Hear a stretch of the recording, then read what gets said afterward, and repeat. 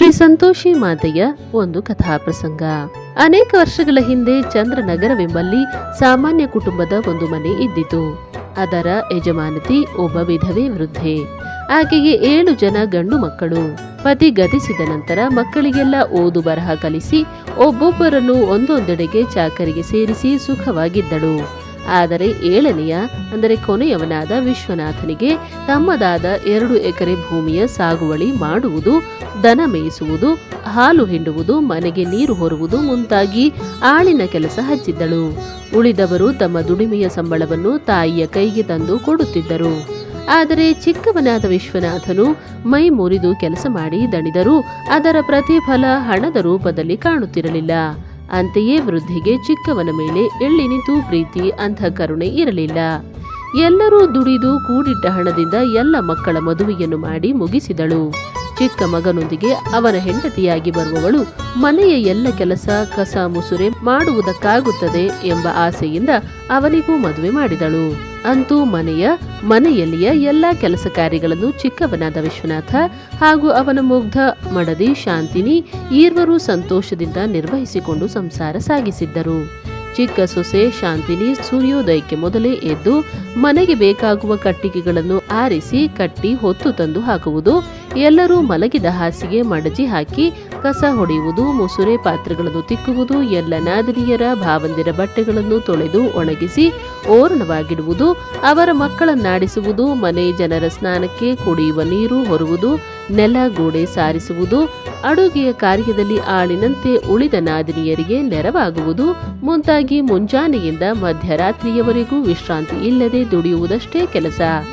ಅಲ್ಲದೆ ಗಂಡ ವಿಶ್ವನಾಥನ ಪಾಲಿನ ಸೆಗಣಿ ತೆಗೆಯುವ, ಮೇವು ಕೊರೆದು ಹಾಕುವ, ಹಾಲು ಹಿಂಡುವ, ದನ ಮೇಯಿಸಿಕೊಂಡು ಬರುವ, ಹರಗು ಬಿತ್ತುವಿಕೆಯ ಕಾರ್ಯದಲ್ಲೂ ನೆರವಾಗುತ್ತಿದ್ದಳು. 2 ಎಮ್ಮೆ 2 ಎತ್ತುಗಳ ಸೆಗಣಿ ತಳ್ಳಿ ಹುಲ್ಲು ಮಾಡುವುದು ಶಾಂತಿನಿಯ ಕೆಲಸವೇ ಆಗಿತ್ತು.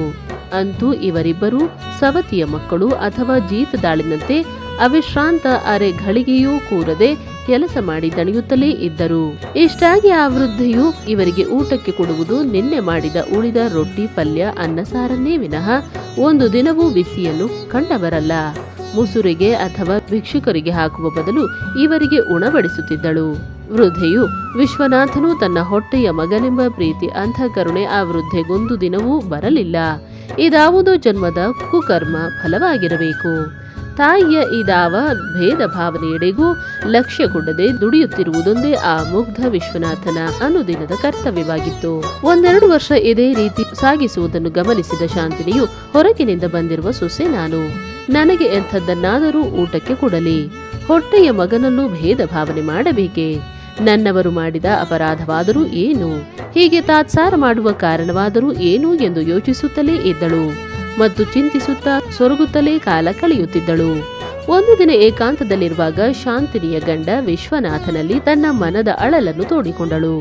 ತನ್ನ ಎಲ್ಲ ಮಕ್ಕಳಿಗೂ ಸೊಸೆಯಂದಿರಿಗೂ ಬಿಸಿ ಬಿಸಿ ಪಕ್ವಾನ್ನ ಉಣಬಡಿಸುತ್ತಾಳೆ ನಿಮ್ಮ ತಾಯಿ, ಆದರೆ ನಿಮಗೊಬ್ಬರಿಗೆ ಮಾತ್ರ ಹಳಸಿದ ತಂಗಳನ್ನ ಹಾಕುವುದೇಕೆ, ಎಲ್ಲರೂ ಉಂಡುಟ್ಟು ಬಿಟ್ಟುದನ್ನೇ ಉಣಬೇಕೆ ನೀವು, ಹೊರಗಿನವಳಾದ ನನಗೆ ಎಂಥದ್ದನ್ನಾದರೂ ಹಾಕಲಿ, ನೋವಿಲ್ಲ, ಹೊಟ್ಟೆಯ ಮಗನೇ ಆದ ನಿಮ್ಮ ಮೇಲೆಗೆ ಭೇದ ಭಾವ ಎಂದು ಕೇಳಿದಳು.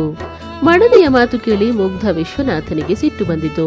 ಏನೇ ಮನೆ ಒಡೆಯುವ ಮನಸ್ಸಾಗಿದೆಯೇ ನಿನಗೆ? ನನ್ನ ಹಡೆದ ತಾಯಿ ಒಬ್ಬರಿಗೊಂದು ಇನ್ನೊಬ್ಬರಿಗೊಂದು ಮಾಡಲು ಸಾಧ್ಯವುಂಟೆ? ದುಷ್ಟ ಮಕ್ಕಳು ಹುಟ್ಟಬಹುದು, ಆದರೆ ಕೆಟ್ಟವಳಾದ ತಾಯಿ ಇರಲುಂಟೆ? ಇಲ್ಲ, ಎಲ್ಲರೊಟ್ಟಿಗೆ ಬಾಳುವ ಮನಸ್ಸಿಲ್ಲದಾಗಿ ನನ್ನ ಮನಸ್ಸು ಕೆಡಿಸಲು ಆರಂಭಿಸಿರುವೆ. ಇನ್ನೆಂದಾದರೂ ಇಂಥ ದುಷ್ಟ ವಿಚಾರಕ್ಕಾಸ್ಪದ ಕೊಟ್ಟರೆ ನೀನು ತವರು ಮನೆ ಸೇರಬೇಕಾದೀತು ಎಂದು ಎಚ್ಚರಿಸಿದನು. ಅದಕ್ಕೆ ಶಾಂತಿನಿಯು ತನ್ನ ಮುಗ್ಧ ಗಂಡನಿಗಾಗಿ ಮರುಗಿದಳು. ಅವರಿಗೆ ಪ್ರತ್ಯಕ್ಷ ಪ್ರಮಾಣವನ್ನೇ ಮನಗಾಡಿಸಿ ಕೊಟ್ಟರೆ ಆಗ ನಿಜ ಸ್ಥಿತಿ ಅರಿತುಕೊಳ್ಳುವರು ಎಂದು ಯೋಚಿಸಿ, ನೋಡಿ, ಹೇಗೂ ನಾಡಿದ್ದು ದೀಪಾವಳಿ, ಆಗ ಎಲ್ಲ ಮಕ್ಕಳು ಸೊಸೆಯಂದಿರೇನು ಉಣ್ಣುವರು, ನಿಮಗೆ ನನಗೆ ಊಟಕ್ಕೇನು ಕೊಡುವರು ಎಂಬುದನ್ನು ಮನೆಯಲ್ಲಿದ್ದೇ ನೋಡಿ ತಿಳಿದುಕೊಳ್ಳಿ.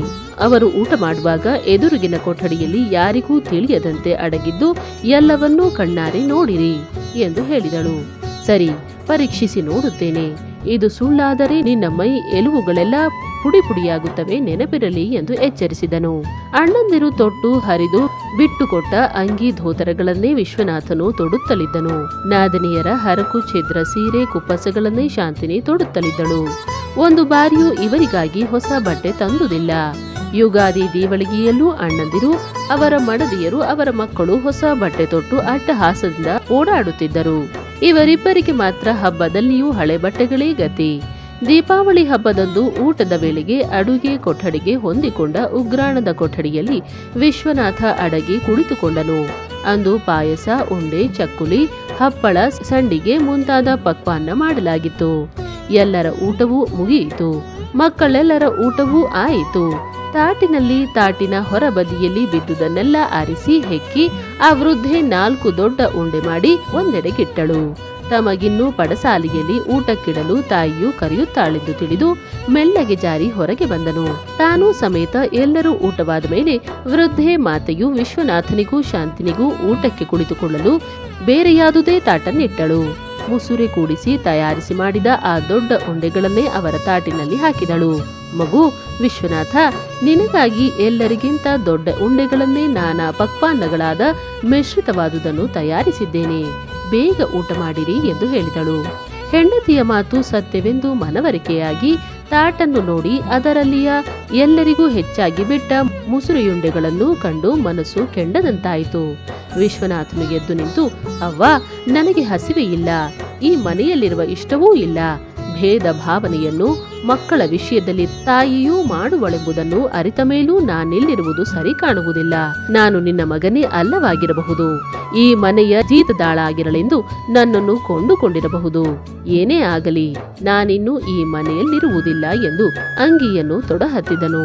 ಮಗನಾಡಿದ ಮಾತು ಸತ್ಯವಾಗಿದ್ದರೂ ಯಾವ ವಿರೋಧ ಪ್ರತೀಕಾರದ ಮಾತನ್ನು ಪ್ರತಿಯಾಡದಿದ್ದ ಮಗನ ಮಾತನ್ನು ಕೇಳಿ ವೃದ್ಧೆಯು ಕೆಂಡವಾದಳು. ನಿನಗೆ ಈ ಮನೆ ಬೇಡವಾಗಿದ್ದರೇಕೆ ಇರುತ್ತಿ? ಹಿಂದೆ ಹೊರಬೀಳು. ನಿನ್ನಿಂದ ಯಾವ ಸಂಪದ್ಭಾಗ್ಯವೂ ನಮ್ಮ ಮನೆಯಲ್ಲಿಳಿಯುವುದಿಲ್ಲ. ಹಡೆದ ಕಿಚ್ಚಿಗೆ ಏನು ತುತ್ತನ್ನಿಡುತ್ತಾ ಬಂದುದೇ ನನ್ನ ತಪ್ಪು. ಹೊರಬೀಳು. ಬೇಕಿದ್ದರೆ ನಿನ್ನ ಗಯ್ಯಾಳಿ ಹೆಂಡತಿಯನ್ನು ಕರೆದುಕೊಂಡು ಹೋಗು ಎಂದಳು. ತಾಯಿಯ ಮಾತುಗಳನ್ನು ಕೇಳಿದ ವಿಶ್ವನಾಥನು ಶಾಂತನಾಗಿಯೇ ಉತ್ತರಿಸಿದ, ಅವ್ವ, ನಿಮ್ಮ ಮನೆಯ 4 ಜೀತದಾಳಿನಂತಿದ್ದ ನಾವಿಬ್ಬರೂ ಒಮ್ಮೆಲೆ ಹೊರಟು ಹೋದರೆ ಮನೆಗೆ ತುಂಬಾ ತೊಂದರೆಯಾದೀತು. ವಿಚಾರಿಸಿ ನೋಡು. ನಿನ್ನ ಯಾವ ಮಗನೂ ರಂಟೆ ಕುಂಟೆ ಎತ್ತು ಸಗಣಿ ಹಿಡಿದಿಲ್ಲ, ನೀರು ಹೊತ್ತಿಲ್ಲ, ಬಟ್ಟೆ ಒಗೆದಿಲ್ಲ. ರಾಜರಂತೆ ಚಾಕರಿ ಮಾಡಿ ಪಕ್ವಾನ್ನ ಉಂಡು ಬೆಳೆದಿದ್ದಾರೆ. ಸೊಸೆಯಂದಿರು ರಾಣಿಯರಂತೆ ಕಾಲ ಕಳೆದಿದ್ದಾರೆ. ಇಂಥವರಲ್ಲಿ ನಾವಿಬ್ಬರೂ ಹೋದರೆ ಹೇಗೆ? ಮೊದಲು ನಾನು ಇಲ್ಲಿಂದ ಹೋಗಿ ಮನುಷ್ಯನಾಗಲು ಯತ್ನಿಸುತ್ತೇನೆ. ಆಮೇಲೆ ನನ್ನ ಹೆಂಡತಿಯನ್ನೂ ಕರೆದೊಯ್ಯುತ್ತೇನೆ. ಆವರೆಗೆ ನಿಮ್ಮ ದಾಸಿಯಾಗಿ ಶಾಂತಿನಿಯೂ ಇಲ್ಲಿ ಸೇವೆ ಸಲ್ಲಿಸುತ್ತಿರಲಿ ಎಂದು ಹೇಳಿದನು. ವೃದ್ಧೆಗೂ ಅರ್ಥವಾಯಿತು. ಇಬ್ಬರೂ ಹೋಗಿಬಿಟ್ಟರೆ ತುಂಬಿದ ಮನೆಯ ದಿನ ತುಂಬಾ ಮಾಡುವ ಕೆಲಸವನ್ನಾರು ಮಾಡಬೇಕು ಎಂದು ತಿಳುವಳಿಕೆ ಬಂದು, ಬೇಕಾದಾಗ ಬಂದು ನಿನ್ನ ಹೆಂಡತಿಯನ್ನು ಕರೆದುಕೊಂಡು ಹೋಗು. ಅಲ್ಲದೆ ನಿನ್ನ ಪಾಲಿನ ಕೆಲಸವನ್ನು ಆಕೆಗೆ ಮಾಡುವಂತೆ ಚೆನ್ನಾಗಿ ತಿಳಿ ಹೇಳಿ ಹೋಗು. ತಿಳಿಯಿತೆ ಎಂದು ಮನೆಯ ಒಳ ಸೇರಿದಳು.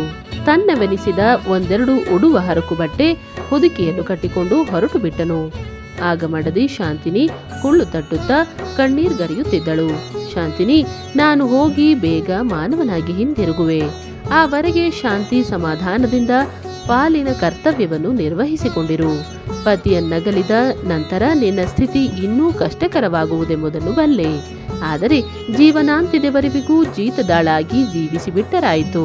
ಸಂತೋಷದಿಂದ ಬೀಳ್ಕೊಡು ನನ್ನನ್ನು ಎಂದು ಕಣ್ಣೀರು ಮಿಡಿದು ನುಡಿದನು. ಸ್ವಾಮಿ, ಸ್ವತಃ ಸಂಪಾದಿಸಿ ಬದುಕುವ ಭವ್ಯ ಮಾನವರಾಗುವ ಪತಿ ನನಗೆ ಬೇಕಿಲ್ಲವೇ? ಇದಕ್ಕಾಗಿ ಬರುವ ಕಷ್ಟ ನಷ್ಟಗಳನ್ನು ಎದೆಗೊಟ್ಟು ಎದುರಿಸುತ್ತೇನೆ. ಬೇಗ ಬನ್ನಿ.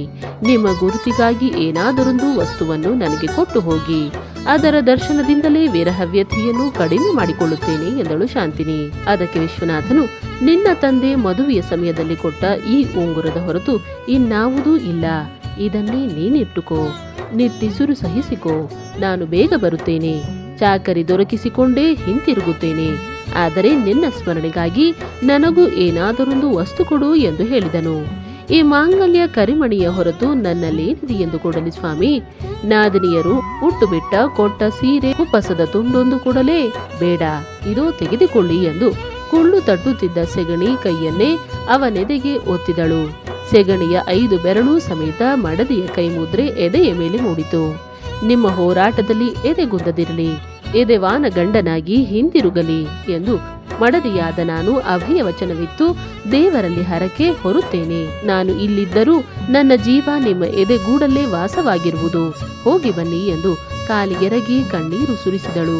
ಶಾಂತನಿಗೆ ಸಾಂತ್ವನ ಹೇಳಿ ವಿಶ್ವನಾಥನು ತನ್ನೂರು ನಾಡು ಬಿಟ್ಟು ಹೊರಟು ಬಿಟ್ಟನು. ಬೇರೆ ರಾಜ್ಯದಲ್ಲೇ ಕಾಲಿಟ್ಟನು. ಕೂಲಿ ಸಿಕ್ಕಲ್ಲಿ ದುಡಿದು, ಸಿಕ್ಕದಿದ್ದಲ್ಲಿ ಭಿಕ್ಷೆ ಬೇಡುತ್ತಾ ಕಾಲ ತಳ್ಳುತ್ತಿದ್ದನು. ಅಲ್ಲಿಯ ಒಬ್ಬ ಶ್ರೀಮಂತನಿಗೆ ಒಬ್ಬ ನಿಷ್ಠಾವಂತ ಆಳು ಬೇಕಿದೆ ಎಂದು ಕೇಳಿ ಅಲ್ಲಿ ಹೋಗಿ ಕೈಂಕರ್ಯದಿಂದ ಕೈ ಮುಗಿದು ಕೇಳಿಕೊಂಡನು. ಸಾಹುಕಾರನು ಅವನ ನಿಷ್ಠೆ, ಕಾರ್ಯತತ್ಪರತೆ, ಆತ್ಮವಿಶ್ವಾಸದ ಬಗೆಗೆ ಅನೇಕ ರೀತಿಯಲ್ಲಿ ಪ್ರಶ್ನೆ ಹಾಕಿ ತೃಪ್ತಿಕರವಾದ ಉತ್ತರ ದೊರಕಿಸಿಕೊಂಡು ವಿಶ್ವನಾಥನಿಗೊಂದು ಚಾಕರಿ ಕೊಟ್ಟನು. ಸದಾಚಾರ, ಸದ್ವಿನಯ, ಶ್ರಮ, ಶ್ರದ್ಧೆ, ಸತತ ಪರಿಶ್ರಮ, ಸಚ್ಚಾರಿತ್ರವಿರುವ ಯಾರು ತಾನೇ ಉನ್ನತಿಗೇರಲಾರರು. ವಿಶ್ವನಾಥ ಹುಟ್ಟ ಪರಿಶುದ್ಧ ಪರಿಶ್ರಮ ಜೀವಿ, ಅವಿಶ್ರಾಂತ ದುಡಿದುಣ್ಣುವ ಸದ್ಭಾವಿ. ಅಂತೆಯೇ ಆ ಶ್ರೀಮಂತ ಉದಾರಾಂತ ಕರುಣೆಯು ಸ್ವಲ್ಪವೇ ಅವಧಿಯಲ್ಲಿ ಪ್ರಮುಖ ಲೆಕ್ಕಪತ್ರ ಬರೆಯುವ ಗುಮಾಸ್ತನನ್ನಾಗಿಸಿ ಕೈತುಂಬ ಸಂಬಳ ಕೊಡಲಾರಂಭಿಸಿದನು. ತನ್ನ ಉನ್ನತ ಊರ್ಜಿತಾವಸ್ಥೆಗೆಲ್ಲ ಕಾರಣೀಕರ್ತ ವಿಶ್ವನಾಥನೇ ಎಂಬ ಮನವರಿಕೆಯುಂಟಾಗಿ ಲಾಭದ ಅರ್ಧಾಂಶ ಪಾಲುದಾರನನ್ನಾಗಿ ಮಾಡಿಕೊಂಡನು. ಮುಂದೆ ಕೆಲವೇ ವರ್ಷಗಳಲ್ಲಿ ವಿಶ್ವನಾಥನು ಲಕ್ಷಾಧೀಶ್ವರಲ್ಲಿ ಗಣಿಸಲ್ಪಟ್ಟನು. ಆ ಶ್ರೀಮಂತನಿಗೆ ಮಕ್ಕಳಿಲ್ಲದೆ ಮಡದಿ ಸತ್ತು ಹೋದುದರಿಂದಾಗಿ ಸಂಪೂರ್ಣ ಅಂಗಡಿ ವ್ಯವಹಾರವನ್ನು ವಿಶ್ವನಾಥನಿಗೊಪ್ಪಿಸಿ ತನ್ನ ಸಂಪತ್ತನ್ನು ಧರ್ಮಛತ್ರ, ಶಾಲೆ, ಗುಡಿ, ಗುಂಡಾರಗಳಿಗೆ ದಾನ ಮಾಡಿ ತನ್ನ ಕುಲದೇವರ ಕ್ಷೇತ್ರ ಸನ್ನಿಧಿಯಲ್ಲಿ ವಾಸಿಸಲೆಂದು ಹೊರಟು ಹೋದನು. ಇತ್ತ ಶಾಂತಮೂರ್ತಿ ಶಾಂತಿನಿಯ ಜೀವನ ನರಕ ಸಮಾನವಾಯಿತು. ತನ್ನ ಕೆಲಸಗಳೇ ಮಧ್ಯರಾತ್ರಿಯವರೆಗೂ ಮುಗಿಯುತ್ತಿರಲಿಲ್ಲ. ಅಂದಾಗ ಅರ್ಧ ಕೆಲಸ ನಿರ್ವಹಿಸುತ್ತಿದ್ದ ಪತಿಯೂ ಇಲ್ಲದಾಗಲೂ ಎಲ್ಲ ಕೆಲಸ ಅವಳೊಬ್ಬಳ ಮೇಲೆಯೇ ಬಿದ್ದವು. ಮನೆಯ ಜನಸಂಖ್ಯೆ ಹೆಚ್ಚಾಗಿದ್ದಿತು. ಎಲ್ಲ ನಾದಿನಿ ನೆಗ್ಗಣಿಯರ ಹೆರಿಗೆಯ ಕಾರ್ಯಗಳು ಈಕೆಯ ಸೇವೆಯಿಂದಲೇ ಸಾಂಗವಾಗಬೇಕು. 2 ಬಾರಿ ಕಟ್ಟಿಗೆ ಆರಿಸಿ ಹೊತ್ತು ತಂದು ಹಾಕಬೇಕಿತ್ತು. ಸೂರ್ಯೋದಯಕ್ಕೆ ಮೊದಲೇ ನೀರೊಲೆಗೆ ಉರಿ ಹಾಕಿ ಎಲ್ಲ ಮಕ್ಕಳ ಸ್ನಾನ ಮಾಡಿಸಬೇಕು. ಒಗೆಯುವ ಬಟ್ಟೆಗಳ ಸಂಖ್ಯೆಯು ಇಮ್ಮಡಿಯಾಗಿತ್ತು. ಎತ್ತಿ ಆಡಿಸಬೇಕಾದ ಮಕ್ಕಳ ಸಂಖ್ಯೆ ಕೂಡ ಬೆಳೆಯುತ್ತಲಿತ್ತು. ಎಲ್ಲ ಜನರಿಗೂ ರೊಟ್ಟಿ ಬಡಿಯುವ ಕಾರ್ಯ ಶಾಂತಿನಿಯದೇ. ದನ ಮೇಯಿಸುವ, ಸೆಗಣಿ ಕಸ ತೆಗೆಯುವ ಕಾರ್ಯವಂತೂ ಸರಿಯೇ. ಇಷ್ಟಾಗಿಯೂ ಆಕೆ ತಂಗುಳನ್ನ ತಿಂದು ನಿದ್ರಿಸುವುದು ಕೇವಲ 3 ಗಂಟೆ ಮಾತ್ರ. ಅದರಲ್ಲೂ ಪತಿಯ ಜ್ಞಾಪಕ ಬಂದರೆ ಅದೂ ಇಲ್ಲ. ಒಂದು ದಿನ ಸಂಜೆಯ ಅಡಿಗೆಗೆಂದು ಕಟ್ಟಿಗೆ ಆರಿಸಲು ಹಳಸಿ ದಂಬಲಿ ತಿಂದು ಹೊರಟಾಗ ಕೆಲ ಹೆಂಗಸರು ಸೇರಿ ಯಾವುದೋ ಪೂಜಾ ವಿಧಿಗಳನ್ನು ನೆರವೇರಿಸಿ ಈಕೆಗೂ ಪ್ರಸಾದ ವಿತರಣೆ ಮಾಡಿದರು. ಆಗ ಶಾಂತಿನಿಯು, ಇದು ಯಾವ ಪೂಜೆ, ಹೇಗೆ ಮಾಡಬೇಕು, ಯಾವ ಕಾರಣಕ್ಕಾಗಿ ಈ ಪೂಜೆ ಮಾಡಬೇಕು, ದಯವಿಟ್ಟು ತಿಳಿಸುತ್ತೀರಾ ಎಂದು ಕೇಳಿದಳು. ಅವರಲ್ಲೊಬ್ಬಳು, ಇದು ಶ್ರೀ ಸಂತೋಷಿ ಮಾತೆಯ ವ್ರತ. 16 ಶುಕ್ರವಾರ ಆಚರಿಸಬೇಕು. ಇದರಿಂದಾಗಿ ದುಃಖ, ದಾರಿದ್ರ್ಯ ದೂರವಾಗುತ್ತವೆ. ಮನೋವಾಂಛಿತ ಕಾರ್ಯ ಈಡೇರುತ್ತವೆ. ಬಂಜೆಯಾದವಳಿಗೆ ಮಕ್ಕಳಾಗುತ್ತವೆ. ಕುಮಾರಿಯರಿಗೆ ಒಳ್ಳೆಯ ಪತಿ ಸಿಗುತ್ತಾನೆ. ಪತಿ ಮುನಿದು ಬಿಟ್ಟು ಹೋಗಿದ್ದರೆ ತಿರುಗಿ ಪ್ರೀತಿಯಿಂದ ಕೈ ಹಿಡಿದು ಸಲಹುತ್ತಾನೆ. ಗುಣವಾಗದಂಥ ಜಾಡ್ಯವಂಟಿದ್ದರೆ ತೊಲಗಿ ಹೋಗುತ್ತದೆ. ಆರೋಗ್ಯ, ಆಯುಷ್ಯ ಹೆಚ್ಚುತ್ತದೆ. ಶತ್ರುಗಳು ಸ್ನೇಹಿತರಾಗುತ್ತಾರೆ ಎಂದು ಮುಂತಾಗಿ ವಿವರವಾಗಿ ಆಗುವ ಸತ್ಪರಿಣಾಮಗಳನ್ನು ಚಾಚು ಬಿಡದೆ ಹೇಳಿದಳು. ಆದರೆ ಪೂಜಾ ವಿಧಾನ ಹೇಗೆಂಬುದೇ ಶಾಂತಿನಿಗೆ ಅರ್ಥವಾಗಲಿಲ್ಲ. ಪ್ರಯುಕ್ತ ಅವರಲ್ಲೊಬ್ಬಳನ್ನು ಆ ಬಗ್ಗೆಗೂ ತಿಳಿ ಹೇಳಬೇಕೆಂದು ನಯ ವಿನಯದಿಂದ ಕೇಳಿಕೊಂಡಳು. ಪಾಪ ಮುಗ್ಧ ಹೆಂಗಸು, ಬಡ ದರಿದ್ರ ಹೆಣ್ಣು ಎಂದು ಮರುಗಿದವಳಾಗಿ, ನೋಡಮ್ಮ, 1 ಕಾಲಾಣಿಯ ಅಥವಾ 1 ಕಾಲು ಟೆಂಕಿಯ ಕಡಲೆ ಬೆಲ್ಲ ತಂದು ತಾಮ್ರದ ತಂಬಿಗೆಯಲ್ಲಿ ಮಹಾಲಕ್ಷ್ಮಿಯ ದ್ಯೋತಕವಾಗಿ 1 ಕಾಯಿ ಕಣವಿಟ್ಟು ಯಥಾಶಕ್ತಿ ಪೂಜಿಸಿ ವ್ರತ ಕಥೆಯನ್ನು ಓದಬೇಕು. ಇಲ್ಲವೇ ಓದಿಸಿ ಕೇಳಬೇಕು. ಭಕ್ತಿ ಶ್ರದ್ಧೆಯಿಂದ ಆ ತಾಯಿಯಲ್ಲಿ ನಮ್ಮ ಮನೋಬಯಕೆಯನ್ನು ನಿವೇದಿಸಿ ಕಡಲೆ ಬೆಲ್ಲವನ್ನು, ಪ್ರಸಾದವನ್ನು ಅಲ್ಲಿ ಇದ್ದವರಲ್ಲಿ ಹಂಚಿಬಿಡಬೇಕು. ಈ ರೀತಿ 16 ಶುಕ್ರವಾರ ಮಾಡಿದರೆ ಶ್ರೀ ಸಂತೋಷಿ ಮಾತೆಯು ಸಂತೋಷಪಟ್ಟು ವ್ರತಾಚಾರಿಗಳ ಬಯಕೆ ಈಡೇರಿಸಿಕೊಡುತ್ತಾಳೆ. ಆದರೆ ವ್ರತ ಮುಗಿಸುವ ಶುಕ್ರವಾರ ರವೆ ತುಪ್ಪದಿಂದ ಖೀರು ಮಾಡಬೇಕು. 8 ಹುಡುಗರಿಗೆ ಉಣಬಡಿಸಬೇಕು. ಶಕ್ತಿ ಇದ್ದಷ್ಟು ದಾನ ದಕ್ಷಿಣೆ ನೀಡಬೇಕು. ಆದರೆ ಆ ದಿನ ಮನೆಯಲ್ಲಿ ಯಾರೂ ಹುಳಿಯನ್ನು ಮಾತ್ರ ತಿನ್ನಕೂಡದು ಎಂದು ಹೇಳಿದಳು. ಅಲ್ಲಿಂದ ಶಾಂತಿನಿಯು ತಲೆಯ ಮೇಲಿದ್ದ ಕಟ್ಟಿಗೆಯ ಹೊರೆಯನ್ನು ಮಾರಿ ಬಂದ 1 ಕಾಲು ಟೆಂಕಿಯಲ್ಲಿ ಬೆಲ್ಲ, ಕಡಲೆ ಅಂದರೆ ಪುಟಾಣಿಯನ್ನು ಕೊಂಡು ಮನದಲ್ಲಿಯೇ ಮಹಾಲಕ್ಷ್ಮಿ ಸಂತೋಷಿ ಮಾತೆಯನ್ನು ಸ್ಮರಿಸಿಕೊಂಡು ವ್ರತ ಸಂಕಲ್ಪ ಮಾಡಿ ನೆರೆ ಹೊರೆಯವರಲ್ಲಿ ಹುರಿದ ಕಡಲೆ ಬೆಲ್ಲವನ್ನು ಹಂಚಿದಳು. ಆದರೆ ಶಾಂತಿನಿಯ ಪೂಜಾ ವ್ರತಕ್ಕೆ ಸ್ಥಳವೆಲ್ಲಿದೆ? ಅದಕ್ಕೆ ಅನುಕೂಲ ಸ್ಥಳವೆಲ್ಲಿದೆ? ತನ್ನ ಮನೆಯಲ್ಲಿಯೇ ನಾನೊಬ್ಬ ಅಸ್ಪೃಶ್ಯಳು, ಜೀತದಾಳು. ಹಾಗಾದರೆ ನಾನೆಲ್ಲಿ ಪೂಜೆ ಮಾಡಲಿ, ವ್ರತ ಆಚರಿಸಲಿ ಎಂದು ಚಿಂತಿತಳಾದಳು. ಕಟ್ಟಿಗೆಗಾಗಿ ಕಾಡು ಕಾಡು ತಿರುಗುತ್ತಲಿದ್ದ ಶಾಂತಿನಿಗೆ ಒಂದೆಡೆ ನಿರ್ಜನ ಪ್ರದೇಶದಲ್ಲಿ ಹಾಳು ಬಿದ್ದ ಮಹಾಲಕ್ಷ್ಮಿಯ ಗುಡಿಯೊಂದು ಕಣ್ಣಿಗೆ ಬಿದ್ದಿತು.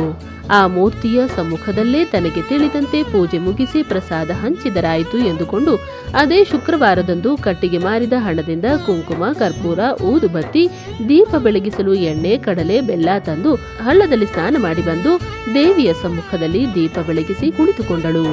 ದೇವಿ ಸಂತೋಷಿ ಮಾತಾ, ನಾನು ಮೂಢ ಹೆಣ್ಣು. ನನ್ನ ಮನೆಯಲ್ಲಿ ನನಗಿರುವ ಸ್ಥಾನಮಾನಗಳನ್ನು ನೀನರಿತವಳಾಗಿರುವೆ. ನಿನ್ನ ಪೂಜೆಯನ್ನು ಹೇಗೆ ಮಾಡಬೇಕೋ ಹಾಗೆ ಮಾಡಲು ಅನುಕೂಲತೆ ಇಲ್ಲ. ಆದರೂ ನಿನ್ನೆದುರು ಕುಳಿತು ಪ್ರತಿ ಶುಕ್ರವಾರವೂ ದೀಪ ಹೊತ್ತಿಸಿ ಪೂಜೆ ಮಾಡಿ ಪ್ರಸಾದ ಹಂಚುತ್ತೇನೆ. ಇಷ್ಟರಿಂದಲೇ ಸಂತೃಪ್ತಳಾಗಿ ಈ ಮೂಢ ಭಕ್ತಳನ್ನು ಉದ್ಧರಿಸು ಎಂದು ಬೇಡಿಕೊಂಡಳು. ಇದರಂತೆ ಕೇವಲ 4-6 ವಾರ ಪೂಜಾ ವ್ರತ ಆರಂಭಿಸಿರಬಹುದು. ಸಂತೋಷದಾಯಿನಿಯಾದ ಶ್ರೀ ಮಹಾಲಕ್ಷ್ಮಿಯ ಮನಸ್ಸು ಕರಗಿ ಹೋಗಿತ್ತು. ಮುಗ್ಧಳ ಮೂಢ ಭಕ್ತಿಗೆ ಮೆಚ್ಚುಗೆಯಾಗಿತ್ತು. ಅಂತೆಯೇ ಅವಳ ಪತಿ ವಿಶ್ವನಾಥನಿಂದ ಪತ್ರ ಹಾಗೂ 100 ಸುವರ್ಣ ನಾಣ್ಯಗಳೊಂದಿಗೆ ಒಂದು ಆಳು ಬಂದು ಸಾಧ್ಯಂತ ಸಮಾಚಾರ ತಿಳಿಸಿ ಹೋಗಿಬಿಟ್ಟನು. ಇದರಿಂದಾಗಿ ಶಾಂತಿನಿಯ ಹೃದಯಕ್ಕೆ ಅದೆಷ್ಟು ಶಾಂತಿ ಲಭಿಸಿತು. ಮನೆಯಲ್ಲಿ ಉತ್ಕ್ರಾಂತಿಯೂ ಎದ್ದಿತು. ಭಾವಂದಿರು, ನಾದಿನಿ, ನೆಗ್ಗಿನಿಯರು, ಅತ್ತೆ ಅಷ್ಟಕ್ಕೂ ಸುಮ್ಮನಿರಲಿಲ್ಲ. ಇಷ್ಟು ವರ್ಷ ನಿನ್ನ ಹೊಟ್ಟೆ ಬಟ್ಟೆ ನೋಡಿಕೊಂಡಿದ್ದೇವಲ್ಲ, ಅದಕ್ಕಾಗಿ ಹಣ ಕಳಿಸಿದ್ದಾನೆ. ಇದೇನೂ ಉಪಕಾರವಲ್ಲ. ಅದೆಲ್ಲೋ ಸಾವಿರಾರು ಹರದಾರಿ ದೂರದಲ್ಲಿರುವ ರಾಜ್ಯದಲ್ಲಿದ್ದಾನಂತೆ. ಊರು ಕೂಡ ಸ್ಮರಣೆಯಲ್ಲುಳಿಯಲಿಲ್ಲ ಎಂದು ಒಟ ನಡೆಸಿಯೇ ಇದ್ದರು. ಭಾವಂದಿರು, ಮಕ್ಕಳೂ ಕೂಡ ಚಿಕ್ಕಪ್ಪ ಹಣ ಕಳಿಸಿದ್ದಾನೆಂಬ ಸೊಕ್ಕು ಶಾಂತಿನಿ ಚಿಕ್ಕಮ್ಮನಿಗೆ. ಈಗ ಹೆಚ್ಚು ಮಾತನ್ನೇ ಆಡುವುದಿಲ್ಲ, ನಮ್ಮನ್ನೆತ್ತಿ ಕೊಂಡಾಡಿಸುವುದಿಲ್ಲ ಮುಂತಾಗಿ ಕೀಳು ಕೀಟಲೆ ಶಬ್ದಗಳನ್ನು ಆಡಲಾರಂಭಿಸಿದರು. ಶಾಂತಿನಿಯ ಪತಿ ವಿಶ್ವನಾಥನಿಂದ ಸಾಕಷ್ಟು ಹಣ ಬಂದರೂ ಅತ್ತೆ ನಾದಿನಿಯರ ಕಾಟ ಕೀಟಲೆ ಕಡಿಮೆಯಾಗಲಿಲ್ಲ. ಮಾತಿಗೂ ಇದನ್ನೇ ಚುಚ್ಚಿ ಮಾತನಾಡುತ್ತಿದ್ದರು. ಅವರಿಗದೊಂದು ದಿನ ನಿತ್ಯದ ಪರಿಪಾಠವೇ ಆಗಿತ್ತು. ಅದನ್ನೆಂತು ಬಿಡುತ್ತಾರೆ? ತನ್ನ ಪತಿಯಿಂದ ಕೈತುಂಬ ಹಣ ಯಾವ ಮನೆ ಸೇರಿತೋ ಆ ಮನೆಯಿಂದ ಮೃಷ್ಠಾನವಿರಲಿ ಮೃದು ಮಾತನ್ನು ಕೇಳುವ ಭಾಗ್ಯ ಭಾಗ್ಯಹೀನೆ ಶಾಂತಿನಿಗೆ ದೊರಕಲಿಲ್ಲ. ಎಂದಿನಂತೆ ತನ್ನ ಶುಕ್ರವಾರದ ವ್ರತ ಪೂಜೆಯನ್ನು ಮಹಾಲಕ್ಷ್ಮಿಯ ಮಂದಿರದಲ್ಲಿ ನೆರವೇರಿಸುತ್ತಾ ಮುಂದುವರಿಸಿದಳು. ಅಮ್ಮ, ನನಗೆ ನನ್ನ ಪತಿ ಲಭಿಸಬೇಕು. ಅವನ ಸೇವೆ ಶುಶ್ರೂಷಾ ಭಾಗ್ಯ ದೊರೆಯಬೇಕು. ಆತನೊಂದಿಗೆ ನೆಮ್ಮದಿಯಿಂದ ಜೀವನ ಸಾಗಿಸಬೇಕೆಂಬುದೇ ನನ್ನ ಮನದಾಸೆ. ನಿನ್ನಲ್ಲಿ ಕೇಳುವ ಕೋರಿಕೆ ಎಂದು ಬೇಡಿಕೊಳ್ಳುತ್ತಲೇ ಇದ್ದಳು. ಒಂದು ದಿನ ಆ ದೇವಿಯ ಮುಖದಿಂದ, ಮಗಳೇ, ನಿನ್ನಾಸೆ ಬೇಗ ಫಲಿಸುವುದು. ನಿನ್ನ ಗಂಡನೊಡನೆ ಸುಖ ತೃಪ್ತಿಯ ಸಂಸಾರ ಸಾಗಿಸುವೆ, ಚಿಂತಿಸಬೇಡ ಎಂದು ಕೇಳಿದಂತಾಯಿತು.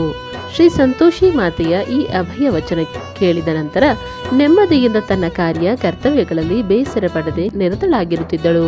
ಶುಕ್ರವಾರದ ಪೂಜೆಯನ್ನು ಮಾತ್ರ ಎಂಥ ಸಂದರ್ಭದಲ್ಲೂ ನಿಲ್ಲಿಸದೆ ಮುಂದುವರಿಸಿದ್ದಳು. 10-20 ಜನರು ಸ್ನಾನ ಅಡಿಗೆಗೆ ಬೇಕಿರುವ ಕಟ್ಟಿಗೆಗಳನ್ನಲ್ಲದೆ ಶುಕ್ರವಾರದ ಪೂಜಾ ಸಾಮಗ್ರಿಗಳಿಗಾಗಿ ಇನ್ನೂ ಹೆಚ್ಚಿನ ಕಟ್ಟಿಗೆಗಳನ್ನು ಹುಡುಕಿ ಮಾರಿ ತರಬೇಕಿತ್ತು. ಒಮ್ಮೊಮ್ಮೆ ತಡವಾದಾಗ ಮನೆಯವರಿಂದ ನಾನಾ ವಿಧವಾದ ಅಸಹ್ಯ ಅಪವಾದಾತ್ಮಕ ನಿಂದನೆ ಕೇಳುವುದೂ ನಡೆದಿತ್ತು. ಗಂಡನ ಸಹವಾಸವಿಲ್ಲದ ಇವಳು ಯಾವ ವಿಟನನ್ನು ಹುಡುಕಿಕೊಂಡು ತಿರುಗುತ್ತಿದ್ದಾಳೋ ಏನೋ, ನಮ್ಮ ವಂಶಕ್ಕೆಲ್ಲ ಕಲಂಕವನ್ನಂಟಿಸಿ ಬಿಡುತ್ತಾಳೋ ಎಂದು ಮೂದಲಿಸಿ ಮಾತನಾಡುವುದೂ ನಡೆದಿತ್ತು. ಆದರೆ ಭಕ್ತೆ ಶಾಂತಿನಿಗೆ ಅಭಯ ವಚನವಿತ್ತ ಶ್ರೀ ಸಂತೋಷಿ ಮಾತೆಗೆ ಸಂತೋಷ ಉಳಿಯಲಿಲ್ಲ. ಆಕೆಯ ಪತಿಯನ್ನು ಯಾವುದಾದರೂ ಉಪಾಯದಿಂದ ಅವಳಿರುವಲ್ಲಿಗೆ ಬರುವಂತೆ ಮಾಡಬೇಕು ಎಂದು ಯೋಚಿಸಲಾರಂಭಿಸಿದಳು. ಜಗಜ್ಜನನಿ, ಲೋಕಮಾತೆ, ಪರಮ ಪಾವನೆ, ಸದ್ಭಕ್ತರ ಮನೋವಾಂಛಿತದಾತೆ ಶ್ರೀ ಸಂತೋಷಿ ಮಾತೆಯ ಹೊಣೆ ಹೆಚ್ಚಿತು. ಮಕ್ಕಳ ಮೊರೆ ಕೇಳುವ ಹೊಣೆ ಮಾತೆಗಲ್ಲದೆ ಮತ್ತಾರಿಗಿರುವುದು?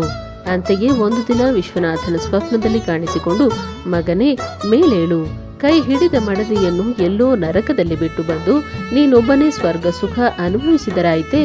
15 ವರ್ಷದ ಹಸುಳೆ ಹೆಂಡತಿಯನ್ನು ರಾಕ್ಷಸರ ಸಮೂಹದಲ್ಲಿ ಸತತವೂ ಪರಿಶ್ರಮ ಪಡಲು ಬಿಟ್ಟು ಬಂದಿರುವನೆಂಬ ಸ್ಮರಣೆಯೂ ಬರಬಾರದೇ ನಿನಗೆ. 12 ವರ್ಷ ಗತಿಸಿದರೂ ಆ ಹದಿಬದಿಯ ಸ್ಮರಣೆಯೂ ಮಾಡದಿರುವ ನೀನು ಮಾನವನೇ ಮೃಗವೇ? ಹೋಗು, ಬೇಗ ಹೋಗು. ತಾರುಣ್ಯದಲ್ಲಿ ಗಂಡನೊಂದಿಗೆ ಬಾಳಬೇಕು, ವಂಶ ಬೆಳಗಿಸುವ ಮಕ್ಕಳನ್ನು ಹಡೆಯಬೇಕು, ಸ್ತ್ರೀತ್ವದ ಸಾರ್ಥಕತೆ ಪಡೆಯಬೇಕು ಎಂಬ ಹಂಬಲ ಯಾವ ಹೆಣ್ಣಿಗೆ ತಾನೇ ಇರುವುದಿಲ್ಲ? ಆ ಸಾಧ್ವಿ ಸತಿಯೆಡೆ ಶೀಘ್ರ ಸಾಗಿ ಹೋಗು ಎಂದು ಹೇಳಿದಳು. ಅದಕ್ಕೆ ವಿಶ್ವನಾಥನು, ಅಮ್ಮ ತಾಯಿ, ಜಗಜ್ಜನನಿ, ನಾನು ಮೃಗವಲ್ಲ, ಅಂಥ ಕರುಣಿಯಾದ ಮಾನವನೇ ಆಗಿರುವೆ. ನನಗೂ ಆ ಸಾಧ್ವಿ ಸತಿಯ ಸ್ಮರಣೆಯಾಗುತ್ತಲೇ ಇದೆ. ಸೆಗಣಿ ಕೈಯಿಂದ ಎದೆಗೆ ತಟ್ಟಿದ ಹಸ್ತವನ್ನೇ ವರದ ಹಸ್ತವೆಂದು ಭಾವಿಸಿ ದಿನವೂ ನಮಿಸುತ್ತೇನೆ. ಅಂದರೆ ಬಿಟ್ಟು ಹೋಗಲಾರದ ಸ್ಥಿತಿಯಲ್ಲಿ ವ್ಯವಹಾರ ವಿಶಾಲವಾಗಿ ಬೆಳೆಯುತ್ತಿದೆ. ಈಗ 10 ಲಕ್ಷ ವರಹಗಳ ಸಾಮಗ್ರಿ ಖರೀದಿಸಿ ಗೋದಾಮಿನಲ್ಲಿ ಒಟ್ಟಿಸಿದ್ದೇನೆ. ನನ್ನ ಸರ್ವಸ್ವವನ್ನು ಪಣಕ್ಕಿಟ್ಟಂತಾಗಿದೆ. ಅದೆಲ್ಲ ಮಾರಿದ ಮೇಲೆ ತಪ್ಪದೆ ನನ್ನೂರಿಗೆ ನನ್ನ ಮಡದಿಯೊಡನೆ ಹೋಗುತ್ತೇನೆ ಎಂದು ಉತ್ತರಿಸಿದನು ಸ್ವಪ್ನದಲ್ಲಿಯೇ. ಅದನ್ನು ಕೇಳಿದ ಸಂತೋಷಿ ಮಾತೆಯು, ಮಗನೇ ವಿಶ್ವನಾಥ, ಒಂದೆರಡೇ ದಿನಗಳಲ್ಲಿ ದೊಡ್ಡ ದೊಡ್ಡ ವ್ಯಾಪಾರಿ ಗಿರಾಕಿಗಳು ನಿನ್ನೆಡೆ ಬರುವಂತೆ ಎಲ್ಲ ಸಾಮಗ್ರಿಗಳನ್ನು ಖರೀದಿಸುವಂತೆ ಮಾಡುತ್ತೇನೆ. ಚಿಂತಿಸಬೇಡ. ಒಂದಕ್ಕೆರಡು ಬೆಲೆ ಸಿಕ್ಕುವಂತೆ ವ್ಯಾಪಾರವಾಗುವುದು. ಬೆಳಗ್ಗೆ ಎದ್ದೊಡನೆ ನನ್ನ ಚಿತ್ರಪಟದ ಮುಂದೆ ದೀಪ ಹೊತ್ತಿಸಿ ಪೂಜಿಸಿ ವ್ಯಾಪಾರಿಗಳಿಗೆಲ್ಲ ಬೆಲ್ಲ ಹೊರಗಡಲೆಯ ಪ್ರಸಾದ ಹಂಚಿಬಿಡು. ಹೇಗೋ ಬೆಳಗಾದರೆ ಶುಕ್ರವಾರ. ಒಂದೆರಡೇ ದಿನಗಳಲ್ಲಿ ನಿನ್ನೆಲ್ಲ ಸಾಮಗ್ರಿಗಳು ವಿಕ್ರಯವಾಗುತ್ತವೆ. ಸೋಮವಾರ ಹೊರಟು ಬಿಡು. ಇಲ್ಲಿಯ ವಾಸ್ತವ್ಯ ಸಾಕಿನ್ನು.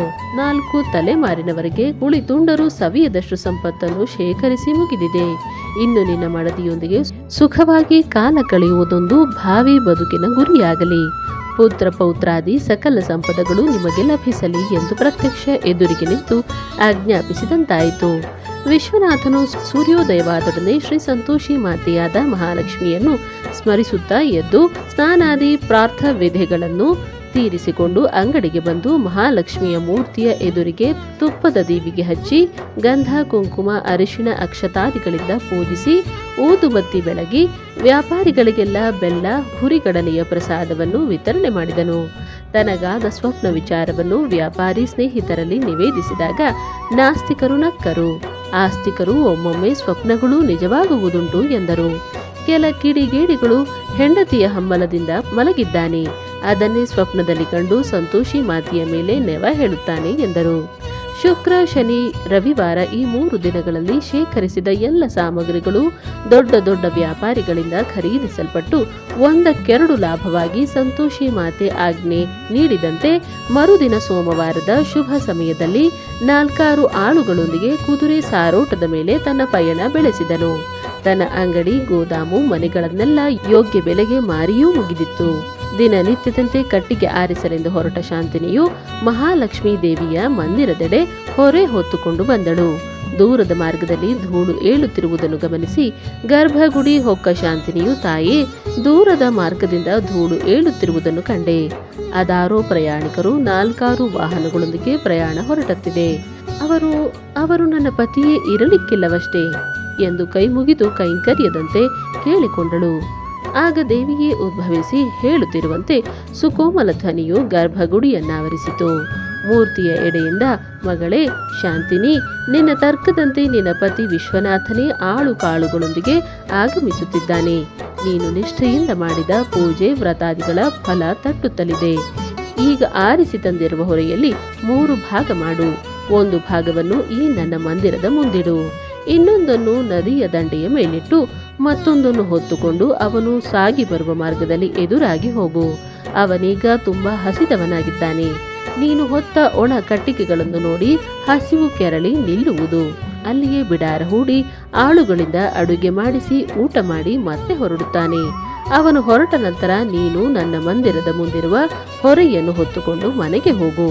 ಅಲ್ಲಿಗೆ ಹೋದೊಡನೆ ಅತ್ತೆಯವರೇ ಕಟ್ಟಿಗೆ ತಂದಿದ್ದೇನೆ ಎಂದಿನಂತೆ 4 ಒಣ ರೊಟ್ಟಿಯ ತುಂಡುಗಳನ್ನು ನಿನ್ನೆಯ ಪಲ್ಯದೊಂದಿಗೆ ಮಣ್ಣಿನ ತಾಟಿನಲ್ಲಿ ತಂದಿರಿ. ಊಟ ಮಾಡಿ ಮುಂದಿನ ಸೇವೆಗೆ ನಿಲ್ಲುತ್ತೇನೆ. ಒಡಕು ಮಣ್ಣಿನ ಪಾತ್ರೆಯಲ್ಲಿ ನೀರನ್ನು ತಂದಿರಿ ಎಂದು ಕೂಗು. ಮನೆಯಲ್ಲಿ ಯಾರು ಅತಿಥಿ ಅಭ್ಯಾಗತರು ಬಂದಂತಿದೆಯಲ್ಲ ಎಂದು ಕೇಳು ಎಂದು ಹೇಳಿದಂತಾಯಿತು. ಹಾಗೆಯೇ ಮಾಡುತ್ತೇನೆ ತಾಯಿ. ನಿನ್ನನ್ನೇ ಪರಿಪೂರ್ಣ ನಂಬಿರುವ ನನ್ನನ್ನು ಉದ್ಧರಿಸುವ ಹೊಣೆ ನಿನ್ನದು ಎಂದು ದೇವಿಗೆ ಶಾಂತಿನಿ ದೀರ್ಘ ದಂಡ ವಂದಿಸಿ ಆಜ್ಞೆಯಂತೆ ಹೊರೆಯಲ್ಲಿ 3 ಭಾಗ ಮಾಡಿ ಒಂದನ್ನು ಮಂದಿರದ ಮುಂದೆ, ಇನ್ನೊಂದನ್ನು ನದಿಯ ದಂಡೆಯ ಮೇಲೆ ಇಟ್ಟು 3ನೆಯ ಹೊರೆ ಹೊತ್ತುಕೊಂಡು ಧೂಳು ಏಳುತ್ತಿರುವ ಮಾರ್ಗ ಹಿಡಿದು ಮುನ್ನಡೆದಳು. ಹಸಿವೆಯಿಂದ ತತ್ತರಿಸುತ್ತಿದ್ದ ವಿಶ್ವನಾಥನು ಒಣ ಕಟ್ಟಿಗೆ ಹೊರೆಯನ್ನು ಕಂಡೊಡನೆ ಕುದುರೆ ವಾಹನಗಳನ್ನು ನಿಲ್ಲಿಸುವಂತೆ ಆಳುಗಳಿಗೆ ಹೇಳಿದನು. ಇಲ್ಲಿಯೇ ಅಡುಗೆ ಮಾಡಿಕೊಂಡು ಮುಂದುವರಿಯೋಣ. ಒಮ್ಮೆಲೆ 4-8 ಜನ ಹಸಿದ ಹೊಟ್ಟೆಯಲ್ಲಿ ಯಾರ ಮನೆ ಹೊಕ್ಕರೂ ಕಷ್ಟ ಎಂದು ವಾಹನದಿಂದ ಕೆಳಗಿಳಿದನು. ಶಾಂತಿನಿಯ ಕಟ್ಟಿಗೆ ಹೊರೆ ಖರೀದಿಸಿ ಅಲ್ಲಿಯೇ ಅಡಿಗೆಗೆ ಏರ್ಪಾಡು ಮಾಡಿಕೊಂಡರು. ಪತಿ ವಿಶ್ವನಾಥನಲ್ಲಾದ ಬದಲಾವಣೆ ಕಂಡು ಶಾಂತಿನಿ ಬೆಕ್ಕಸ ಬೆರಗಾದಳು. ಮೈ ತುಂಬಿಕೊಂಡು ರಾಜಕುಮಾರನಂತೆ ಕಾಣುತ್ತಿದ್ದನು. ಮೈ ತುಂಬ ಬಹು ಬೆಲೆಯ ವಸ್ತ್ರಾಭರಣ ಧರಿಸಿದ್ದನು. ಆನೆ ಎತ್ತರದ 6 ಕುದುರೆಗಳನ್ನು, ಸಂಪತ್ತು ತುಂಬಿದ 3 ಸಾರೋಟ ರಥಗಳನ್ನು ಕಣ್ತುಂಬ ನೋಡಿ ಮನದಲ್ಲಿ ಮಹಾತಾಯಿ ಸಂತೋಷಿ ಮಾತೆಯನ್ನು ಸ್ಮರಿಸುತ್ತಾ ಬಂದು ಮುಂದಿನ ಕಟ್ಟಿಗೆ ಹೊರೆ ಹೊತ್ತುಕೊಂಡು ಮನೆಯೆಡೆಗೆ ಹೊರಟಳು. ಕಾಡಿನಲ್ಲಿ ಅಲ್ಲಲ್ಲಿ ವಿಶ್ರಾಂತಿ ಪಡೆಯುತ್ತಾ ಶಾಂತಿನಿಯು ಮನೆ ಸೇರುವಷ್ಟರಲ್ಲಿ ವಿಶ್ವನಾಥನು ಅದೇ ಆಗ ಮನೆ ಸೇರಿದ್ದನು. ಕುದುರೆಗಳು ಹುಲ್ಲು ಮೇಯುತ್ತಲಿದ್ದವು. ಆಳುಗಳು ಹೊರಗೆ ಶಸ್ತ್ರಧಾರಿಗಳಾಗಿ ಕಾದಿದ್ದರು. ಮಹಾಲಕ್ಷ್ಮಿಯ ಆಜ್ಞೆಯಂತೆ ಶಾಂತಿನಿಯು, ಅತ್ತೆ, ಇಂದಿಗೆ ಬೇಕಾಗುವ ಕಟ್ಟಿಗೆ ಆರಿಸಿ ತಂದಿದ್ದೇನೆ, ತೆಗೆದುಕೊಳ್ಳಿ. ಮತ್ತೆ ಬೇಕೆನಿಸಿದರೆ ಕಸ ಮುಸುರೆ ಮಾಡಿ ಬಟ್ಟೆಗಳನ್ನೆಲ್ಲ ಒಗೆದು ಸಂಜೆಗೆ ಹೋಗಿ ತರುತ್ತೇನೆ. ಅತ್ತೆ, ದಿನನಿತ್ಯದ ಮಣ್ಣಿನ ಪಾತ್ರೆಯಲ್ಲಿ ರೊಟ್ಟಿಯ 4-8 ತುಂಡುಗಳನ್ನು, ನಿನ್ನೆಯ ಸ್ವಲ್ಪ ಪಲ್ಯವನ್ನು ಹಾಕಿ ಕೊಡಿರಿ. ಹಾಗೆಯೇ ನೀರಿನ ಒಡಗು ಮಡಿಕೆಯನ್ನು ಕೊಡಿರಿ. ಮನೆಯಲ್ಲಿ ಯಾರೋ ದೊಡ್ಡ ಅತಿಥಿಗಳು ಬಂದಂತಿದೆಯಲ್ಲ ಎಂದು 3 ಬಾರಿ ಕೂಗಿದಳು. ಆಗ ಕೃತ್ರಿಮ ಅಂತಃಕರಣ ತೋರುತ್ತಾ ಅತ್ತೆ ಹೊರಬಂದಳು. ಶಾಂತಿ, ನಿನ್ನ ಗಂಡ ಅಂದರೆ ನನ್ನ ಪ್ರೀತಿಯ ಸಣ್ಣ ಮಗ ವಿಶ್ವನಾಥನು ತುಂಬಾ ಧನ ಸುವರ್ಣಾದಿಗಳನ್ನು ಸಂಪಾದಿಸಿಕೊಂಡು ಬಂದಿದ್ದಾನೆ. ಬಾ, ಒಳಗೆ ಬಾ, ಹೊರಗೆ ನಿಂತು ಕೇಳಬೇಕೆ?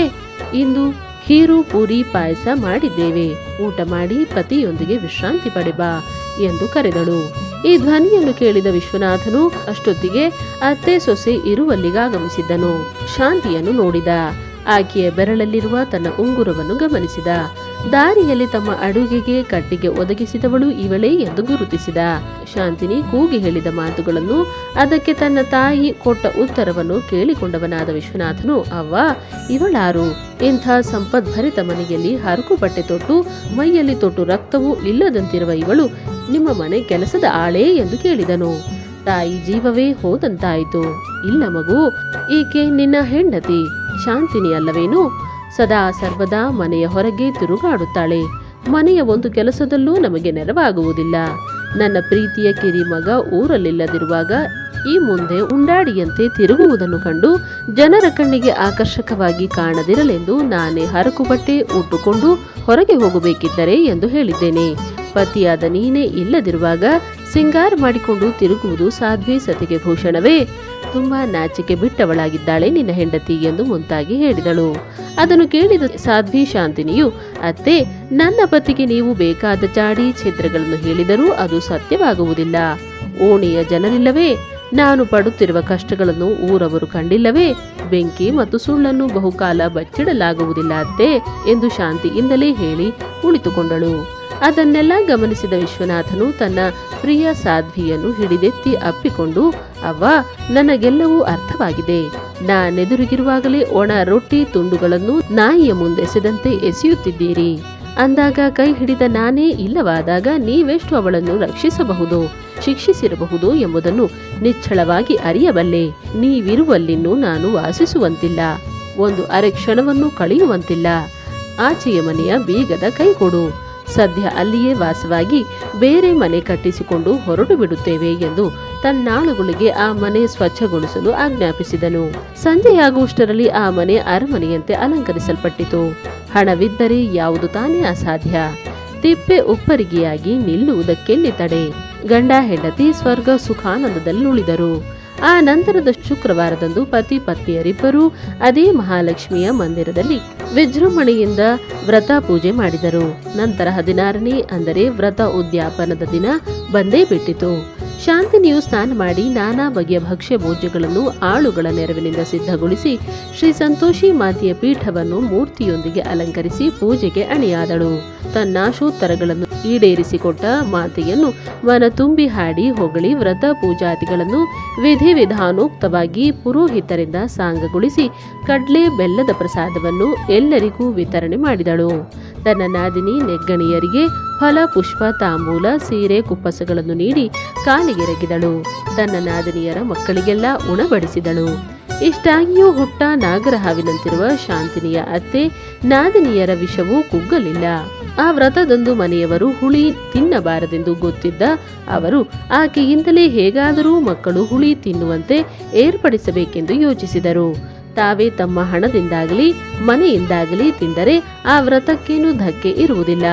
ಆದರೆ ವ್ರತಾಚಾರ್ಯ ಮನೆಯಿಂದ ಮಾತ್ರ ಯಾರಿಗೂ ಹುಳಿ ಸಿಕ್ಕುವಂತಾಗಬಾರದು.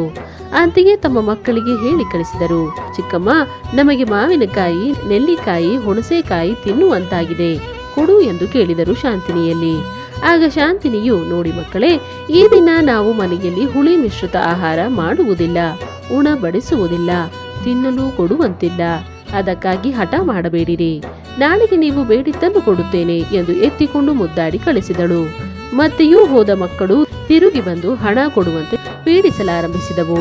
ಎಲ್ಲರಿಗೂ ಒಂದೊಂದು ಟೆಂಕಿಯಂತೆ ಕೊಟ್ಟು, ಈ ಹಣವನ್ನು ಹಾಗೆಯೇ ಇಟ್ಟುಕೊಂಡಿರಿ, ಎಂದು ಖರ್ಚು ಮಾಡಿದರೂ ಹುಳಿ ಮಿಶ್ರಿತ ಸಾಮಗ್ರಿ ಕೊಂಡು ತಿನ್ನಬೇಡಿ ಎಂದು ಹೇಳಿ ಕಳಿಸಿದಳು. ಮುಗ್ಧ ಶಾಂತಿಗೆ ಮಕ್ಕಳ ಮೇಲೆ ಅಂಧಕರಣ ಹರಿಯಿತೇ ವಿನಃ ಅವು ನಾಗರಹಾವುಗಳ ಸಂತತಿ ಎಂದು ಅರ್ಥವಾಗಲಿಲ್ಲ. ತಮ್ಮ ತಾಯಂದಿರ ನಿರ್ದೇಶನದಂತೆ ಲಿಂಬೆ ಹಣ್ಣು ತಂದು ಸಕ್ಕರೆ ಹಾಕಿ ಪಾನಕ ಮಾಡಿ ಕುಡಿದರು. ಮಾವಿನಕಾಯಿ ಕೊಂಡು ತಿಂದರು. ನೆಲ್ಲಿಕಾಯಿ ಗುಳಂಬ ತಿಂದರು. ಅಂತೂ ಆಕೆಗೂ ತಿಳಿಯದಂತೆ ಶಾಂತಿನಿಯ ವ್ರತ ಭಂಗವಾಯಿತು. ಶ್ರೀ ಸಂತೋಷಿ ಮಾತೆಯ ಸಂತೋಷ ಕದಲಿತು. ಕುಪಿತಳಾದಳು. ಆ ಕಾರಣದಿಂದಾಗಿ ರಾಜಭಟರು ವಿಶ್ವನಾಥನನ್ನು ಕರೆದುಕೊಂಡು ರಾಜಸಭೆಗೊಯ್ದರು. ಈ ದುರ್ವಾರ್ತೆ ಕೇಳಿದ ಶಾಂತಿನಿಯ ತಲೆಯ ಮೇಲೆ ಮುಗಿಲು ಹರಿದು ಬಿದ್ದಂತಾಯಿತು. ನೆಲ ಬಿರಿದು ನುಂಗಿದಂತಾಯಿತು. ಸಿಡಿಲುಗಳ ಮಳೆಗೆ ತಲೆಗೆರಗಿದಂತಾಯಿತು. ದಿಕ್ಕು ತೋರದವಳಾಗಿ ತಾನು ನಂಬಿದ ಮಹಾಲಕ್ಷ್ಮಿ ಮಂದಿರಕ್ಕೆ ಧಾವಿಸಿದಳು. ತಾಯಿಯ ಮುಂದೆ ದೀಪ ಹಚ್ಚಿ ಕೈ ಮುಗಿದು, ಅಮ್ಮ ಸಂತೋಷಿ ಮಾತಾ, ಅರೆ ಕ್ಷಣದಲ್ಲಿ ನೀನಿತ್ತ ಸಂತೋಷವನ್ನೇ ಕಸಿದುಕೊಳ್ಳುವಂತಹ ಅಪರಾಧವೇನು ಜರುಗಿತು ಈ ಅಬಲೆಯಿಂದ? ನಾನೆಂದೆಂದೂ ನಿನ್ನನ್ನೇ ನಂಬಿ ಪೂಜಿಸಿದವಳು, ನಿರ್ಮಲ ಚಿತ್ತದಿಂದ ಧ್ಯಾನಿಸುತ್ತಿದ್ದವಳು, ನನ್ನ ಮೇಲೇಕೆ ಈ ಅನ್ಯಾಯದ ಆಕ್ರಮಣ ಮಾಡಿದೆ ತಾಯಿ ಎಂದು ಕೇಳಿಕೊಂಡಳು. ಆಕೆಯ ಮುಗ್ಧ ಕೈಂಕರ್ಯಕ್ಕೆ ಕರುಣಾನಿಧಿಯಾದ ಸಂತೋಷಿ ಮಾತೆಯು ಕರಗಿದವಳಾಗಿ, ಮಗಳೇ, ಮನೆ ಮಕ್ಕಳ ಕೈಯಲ್ಲಿ ಹಣ ಕೊಟ್ಟಿದ್ದರಿಂದಾಗಿ ಅವರು ಆ ಹಣದಿಂದ ಬರೀ ಹುಳಿ ಸಾಮಗ್ರಿಗಳನ್ನು ತಿಂದು ವ್ರತಕ್ಕೆ ಭಂಗ ಉಂಟು ಮಾಡಿದ್ದಾರೆ. ಅದರಿಂದಾಗಿಯೇ ನಿನ್ನ ಪತಿಯು ಬಂಧಿಸಲ್ಪಟ್ಟಿದ್ದಾನೆ. ತಿಳಿಯದೇ ಆಗಿರುವ ಅಪರಾಧವಿದಾದ್ದರಿಂದ ಕ್ಷಮಿಸಿದ್ದೇನೆ. ನೀನು ಮನೆ ತಲುಪಿದ ಒಂದೆರಡು ಘಳಿಗೆಯಲ್ಲಿ ನಿನ್ನ ಪತಿ ನಿರಪರಾಧಿಯಾಗಿ ಹಿಂದಿರುಗುತ್ತಾನೆ. ಇನ್ನು ಮೇಲೆ ವ್ರತ ಭಂಗವಾಗದಂತೆ ಎಚ್ಚರ ವಹಿಸು. ಮತ್ತೊಂದು ಶುಕ್ರವಾರ ಈ ವ್ರತವನ್ನು ನಿಷ್ಠೆಯಿಂದ ದೋಷವಿಲ್ಲದಂತೆ ಜರುಗಿಸು ಎಂದು ಹೇಳಿದಳು.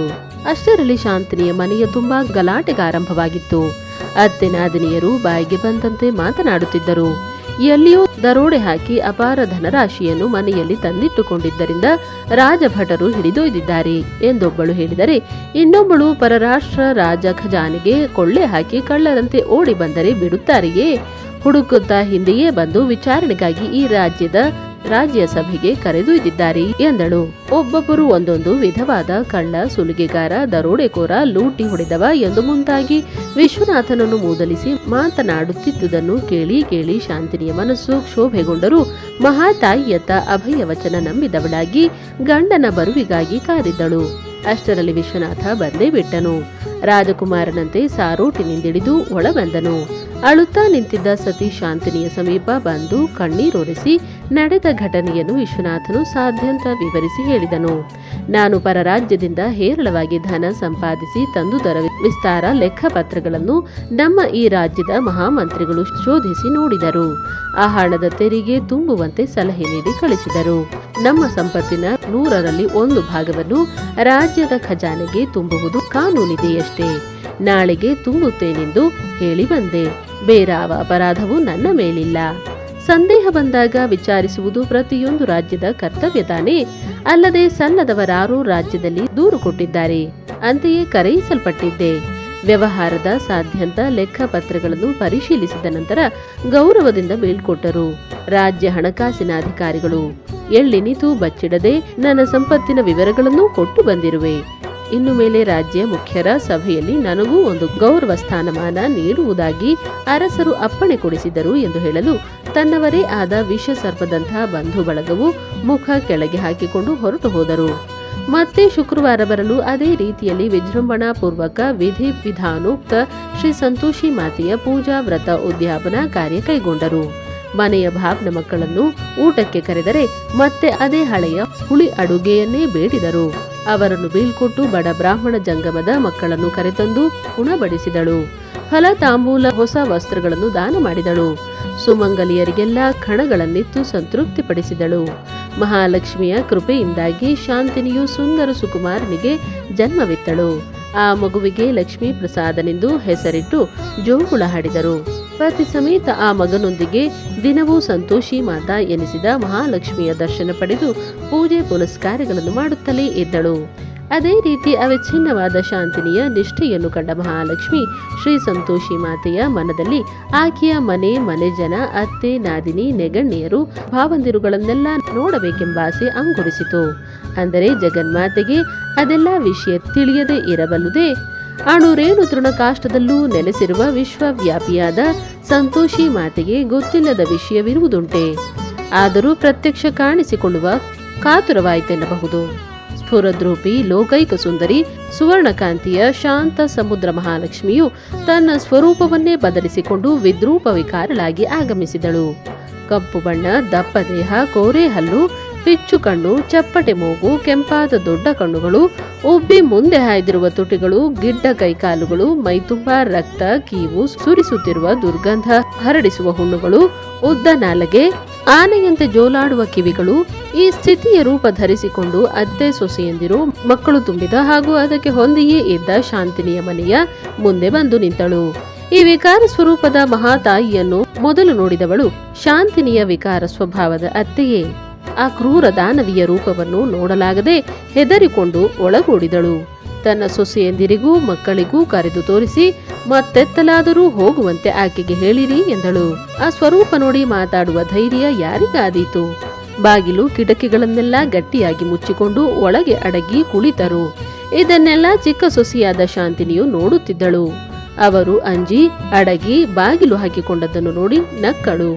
ಜಗನ್ಮಾತೆ ಮಹಾಲಕ್ಷ್ಮಿಯು ಮನೆಯವರೆಗೆ ಬಂದಾಗ ಸ್ವಾಗತಿಸಿ ಪೂಜಿಸಿ ಕಾಲಿಗೆರಗುವುದನ್ನು ಬಿಟ್ಟು ಓಡಿ ಹೋದರಲ್ಲ ಮೂಢರು ಎಂದು ಮರುಗಿದಳು. ತನ್ನ ಬಗಲಲ್ಲಿರುವ ಮಗನೊಂದಿಗೆ ಹೊರಗಾಗಮಿಸಿ ಕೈ ಮುಗಿದು, ತಾಯೇ ಜಗದೀಶ್ವರಿ, ಸಂತೋಷಿ ಮಾತಾ, ಒಳಗೆ ಬಾ. ನಿನ್ನ ಚರಣ ಧೂಳಿ ಇಲ್ಲಿಗಾಗಮಿಸಿ ನನ್ನ ಮನೆ ಸರ್ವಸ್ವವನ್ನೇ ಪುಣ್ಯ ಪಾವನಗೊಳಿಸಿದೆ. ನಾವೆಲ್ಲರೂ ಇಂದು ಧನ್ಯರು ಎಂದು ಎರಡೂ ಮನೆಯ ಕಿಟಕಿ ಬಾಗಿಲುಗಳನ್ನು ತೆರೆದಳು. ಅದನ್ನು ಕಂಡು ಅತ್ತೆಯ ಪಿತ್ತ ಕೆರಳಿತು. ಶಾಂತಿನಿಯ ಮಗನನ್ನು ಹೊಡೆಯಲಾರಂಭಿಸಿದಳು. ಸೊಸೆಗೆ ಸಿಕ್ಕಂತೆ ಮಾತನಾಡಲಾರಂಭಿಸಿದಳು. ಮೊಮ್ಮಗನನ್ನು ಹೊಡೆದಂತೆ ಅದೇ ಸ್ವರೂಪದ ಅನೇಕ ಮಕ್ಕಳು ಮನೆ ತುಂಬಾ ಕಾಣಿಸಿಕೊಳ್ಳಲಾರಂಭಿಸಿದವು. ಅದನ್ನು ಕಂಡು ಅತ್ತೆ ಹೌಹಾರಿ ಯಾರಿಗೆ ಹೊಡೆಯುವುದೆಂದು ಕಣ್ಣರಳಿಸಿಕೊಂಡು ನಿಂತಳು. ಆಗ ಶಾಂತಿನಿಯು, ಅತ್ತೆ, ಈ ವಿಕಾರ ಸ್ವರೂಪದಲ್ಲಿ ಆಗಮಿಸಿರುವ ತಾಯಿ ಮತ್ತಾರೂ ಅಲ್ಲ, ಸಾಕ್ಷಾತ್ ಮಹಾಲಕ್ಷ್ಮಿಯೇ, ಭೂತ ಪಿಶಾಚಿ ಅಲ್ಲ. ನಾನು ಯಾವ ಜಗನ್ಮಾತೆಯ ವ್ರತ ಆಚರಿಸಿ ಸಂತೋಷ ಸಾಗರದಲ್ಲಿರುವೆನೋ ಆ ಸಂತೋಷಿ ಮಾತೆಯೇ ನಮ್ಮ ಪರೀಕ್ಷೆಗೋಸುಗ ಈ ಸ್ವರೂಪದಲ್ಲಿ ಆಗಮಿಸಿರುವಳು. ತಾಯಿಯು ಎಂಥ ಸೀರೆ ಕುಪ್ಪಸ ತೊಟ್ಟರೂ ಚಿಕ್ಕ ಕಂದಮಗಳು ಗುರುತಿಸುತ್ತವೆ. ಆದರೆ ನಿಮಗೆ ಅಜ್ಞಾನ ಅಂಧಕಾರ ಕವಿದಿರುವುದರಿಂದ ಜಗನ್ಮಾತೆಯನ್ನು ಗುರುತಿಸಲಾಗಲಿಲ್ಲ. ದಯವಿಟ್ಟು ಎಲ್ಲರೂ ಈಗಲಾದರೂ ನಿಮ್ಮೆಲ್ಲ ತಪ್ಪುಗಳನ್ನು ಕ್ಷಮಿಸಿ ಕಾಪಾಡಬೇಕೆಂದು ಕಾಲಿಗೆರಗಿ ಕೇಳಿಕೊಳ್ಳಿ, ಉದ್ಧರಿಸುತ್ತಾಳೆ ಎಂದಳು. ತಾಯಿ ಸಂತೋಷಿ ಮಾತೆಯ ಸಾಮೀಪ್ಯದಿಂದ ಅತ್ತೆ ಸೊಸೆಯಂದಿರ ಪಾಪಮಯ ಹೃದಯಗಳು ಪರಿಶುದ್ಧವಾಗಿದ್ದವು. ಶಾಂತಿನಿಯ ನಿರ್ಮಲ ನಿವೇದನೆಯಂತೆ ಎಲ್ಲರೂ ದೀರ್ಘದಂಡ ವಂದಿಸಿ, ತಾಯೇ, ನಾವೆಸಗಿದ ಅನಂತ ಅಪರಾಧಗಳನ್ನು, ಸೊಸೆಗೆ ಪೀಡಿಸಿದ ಕುಕರ್ಮವನ್ನು ಕ್ಷಮಿಸಿ ಕಾಪಾಡು. ಮಕ್ಕಳು ಮಾಡಿದ ಮಹಾಪರಾಧಗಳನ್ನು ಮಾತೆಯು ಕ್ಷಮಿಸಿ ಮತ್ತೆ ಎತ್ತಿ ಮುದ್ದಾಡುವುದಿಲ್ಲವೇ? ಅದೇ ರೀತಿಯಲ್ಲಿ ಪ್ರಾಯಶ್ಚಿತ್ತ ಹೊಂದಿದವರಾಗಿ ಕೇಳಿಕೊಳ್ಳುತ್ತಿದ್ದೇವೆ. ತಾಯಿ, ಕ್ಷಮಿಸಿಬಿಡು. ಅರಿತು ಬೇಕಂತಲೇ ಸೊಸೆ ಆಚರಿಸುವ ನಿನ್ನ ವ್ರತಕ್ಕೆ ಭಂಗ ಉಂಟು ಮಾಡಿದೆವು. ನಮ್ಮ ಸೊಸೆ ದುಡಿದು ಅರೆ ಹೊಟ್ಟೆ ಉಂಡು ಪತಿಗಾಗಿ ಕೊರಗಿ ಎಂದೋ ಪ್ರಾಣ ಬಿಡಬೇಕಿತ್ತು. ಆದರೆ ಆಕೆಯ ಹಿಂದೆ ನಿನ್ನ ಭಕ್ತಿಯ ಶಕ್ತಿ ಅಡಗಿ ಕುಳಿತು ಅವನ್ನೆಲ್ಲ ನಗುನಗುತ್ತಾ ಎದುರಿಸಿ ಬಾಳುವಂತೆ ಕೃಪೆ ತೋರಿರುವೆ. ನಮ್ಮಿಂದಾದ ಎಲ್ಲ ಅಪರಾಧಗಳನ್ನು ಕ್ಷಮಿಸಿಬಿಡು ಎಂದು ದೀರ್ಘ ದಂಡ ನಮಸ್ಕರಿಸಿದಳು. ಅದರಂತೆ ಎಲ್ಲ ಸೊಸೆಯಂದಿರು ಮಕ್ಕಳು ವಂದಿಸಿದರು.